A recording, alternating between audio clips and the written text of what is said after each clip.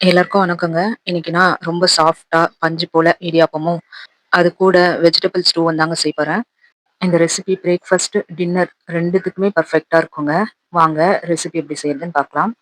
முதல்ல வெஜிடபிள் ஸ்டூ பண்றதுக்காக அடுப்புல பாத்திரம் வச்சு 2 டேபிள் ஸ்பூன் எண்ணெய் விட்டுருக்கேன்.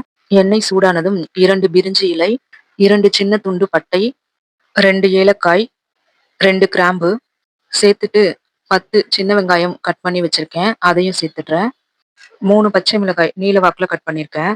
அதையும் சேர்த்துக்கலாம். காரத்துக்கு நம்ம பச்சை மிளகாயும், மிளகுத்தூள் தான் சேர்க்க போறோம். மிளகாய் தூள் சேர்க்க போறதில்ல. அதனால நீங்க காரத்துக்கு ஏத்த பச்சை மிளகாய் சேர்த்துக்கலாம். 5 பல் பூண்டு, ஒரு சிறிய துண்டு இஞ்சி பொடியா நறுக்கி வச்சிருக்கேன். இத சேர்த்துடலாம்.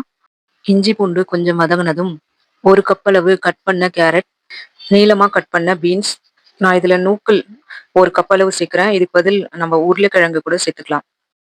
காய்கள் கொஞ்சம் வதங்குனதும் 1 டீஸ்பூன் அளவு மிளகுத்தூள், தேவையான அளவு உப்பு சேர்த்துக்கலாம். உப்பு, மிளகுத்தூள் சேர்த்ததும் கொஞ்சம் கலந்து விட்டுட்டு 1 கப் அளவு தண்ணி சேர்த்து மூடி போட்டு மூடி காய்களை வேக விட்டுக்கலாம். காய் நல்லா இப்ப வெந்துருச்சு. 1 கப் அளவு தேங்காய் பால் இதுல சேர்த்துடுறேன். இது நம்ம முதல்ல எடுப்போம்ல திக்கான தேங்காய் பால். அடுத்ததா 1/2 கப் அளவு 2வது பால் சேர்த்துக்கலாம். அது கொஞ்சம் தண்ணியா இருக்கும். தேங்காய் பால் சேர்த்ததும் லேசா சூடானா போதும். நம்ம ஸ்டவ் ஆஃப் பண்ணிடலாம். அவ்வளவுதாங்க. சூப்பரான ஒரு வெஜிடபிள் ஸ்டூ ரெடிங்க. இப்ப பஞ்சு போல இடியாப்பம் எப்படி செய்யறதுன்னு பார்க்கலாம். ஒரு பாத்திரத்துல 2 கப் அளவு அரிசி மாவு எடுத்துக்கிறேன். 1/4 ஸ்பூன் அளவு உப்பு சேர்க்கிறேன். தண்ணி நல்லா கொதிக்க வச்சிருக்கேன். இந்த தண்ணிய மாவுல சேர்த்துடுறேன். ஒரு கரண்டி போட்டு கொஞ்சம் கொஞ்சமா மாவை கலந்து விட்டுட்டே இருக்கலாம். தண்ணி மாவுக்கு ஏத்த மாதிரி கூடவோ குறைச்சலோ ஆகும். அதனால எவ்வளவு வெந்நீர் தேவைப்படுதோ அவ்வளவு வெந்நீர் ஊத்தி நம்ம கலந்துக்கலாம். நிறைய தண்ணிய ஊத்திட வேணாம். கொஞ்சம் தண்ணி சேர்த்துட்டு கலந்து விட்டுட்டு அளவு சரியா இருக்கான்னு பாருங்க. தண்ணி தேவைப்பட்டா இன்னும் கொஞ்சம் சேர்த்துட்டு வேணா கலந்துக்கலாம். நம்ம கரண்டில கலந்து விட்டோம்ல, கரண்டிய எடுத்துட்டு கொஞ்சம் சூடாறுனதும் ஒரு 1/2 ஸ்பூன் அளவு நெய் சேர்த்துட்டு கை வச்சு கலந்துக்கலாம். நல்லா சாஃப்ட்டா பிசைஞ்சுக்கணும். நம்ம மாவுல வெந்நீர் சேர்த்து கலக்கும்போது மட்டும் பார்த்து கலந்துக்கணும். மாவு ரொம்ப கெட்டியாவும் இருக்கக்கூடாது. அதே சமயத்துல ரொம்ப லூஸாவும் இருக்கக்கூடாது. இப்ப இடியாப்பம் புழியறது எடுத்துட்டு, இதுல சின்ன ஓட்டைகள் இருக்கும்ல, அந்த தட்டு எடுத்து இது உள்ள போட்டு ரெடி பண்ணி வச்சுக்கலாம். நம்ம இடியாப்பம் புழியறதுக்காக ஒரு தட்டுல வாழை இலை போட்டுட்டு நம்ம ரெடி பண்ணி வச்சிருக்க இடியாப்ப மாவுல கொஞ்சம் எடுத்து சிலிண்டர் ஷேப் பண்ணிட்டு, இடியாப்பம் பிழியறது உள்ள இந்த மாதிரி ஃபுல்லா போட்டுக்கலாம். வாழை இலையில கொஞ்சம் தேங்காய் துருவல் சேர்த்துட்டு நான் இடியாப்பம் பிழிஞ்சிடுறேன். பாருங்க.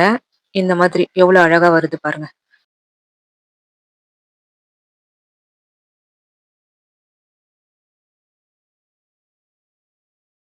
இப்ப நான் ஒரு தடவ புழிஞ்சுட்டேன்ல, கட் பண்ணிட்டு மேல கொஞ்சம் தேங்காய் துருவல் சேர்த்துட்டு, இன்னொரு லேயரும் இதுலயே நான் பிழிஞ்சு விட்டுடுறேன்.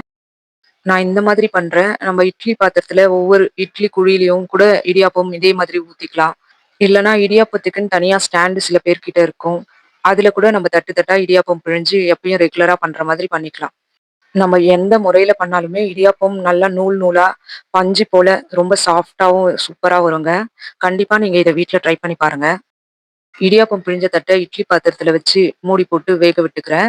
இது ஒரு 5 நிமிஷத்துல இருந்து 7 நிமிஷம் வரைக்கும் ஸ்டவ்ல இருந்தா போதுங்க. நல்லா வெந்து வந்துரும். அவ்வளோதாங்க. ஒரு ஹெல்த்தியான டின்னரோ இல்ல பிரேக்ஃபாஸ்ட்டோ ரெடிங்க. இந்த ரெசிபி உங்களுக்கு எல்லாருக்குமே பிடிச்சிருக்கும்னு நான் நம்புறேன். அப்படி உங்களுக்கு பிடிச்சிருந்தா நம்ம சேனல சப்ஸ்கிரைப் பண்ணுங்க, சப்போர்ட் பண்ணுங்க. நன்றிங்க. அடுத்த ஒரு நல்ல ரெசிபியோட நான் உங்க எல்லாரையும் சந்திக்கிறேங்க.